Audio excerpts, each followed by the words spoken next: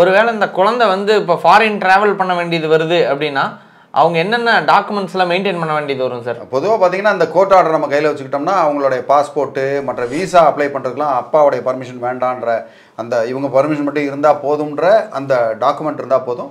தாராளமாக அந்த குழந்தைய வந்து அவங்க எந்தெந்த இடத்துல நல்வழிப்படுத்தணும்னு நினைக்கிறாங்களோ அந்த இடத்துல அவங்க யாரோடைய துன்பமும் இல்லாமல் யாருடைய தொந்தரவும் இல்லாமல் தைரியமாக அவங்க பண்ண முடியும். ஸோ இப்போ டிவோர்ஸே வாங்காமல் கஸ்டடி கேட்க முடியுமாங்க சார்? கண்டிப்பாக கேட்க முடியும். ஏன் கேட்க முடியாது? டிவோர்ஸுக்கும் அதுக்கும் சம்மந்தம் இல்லை.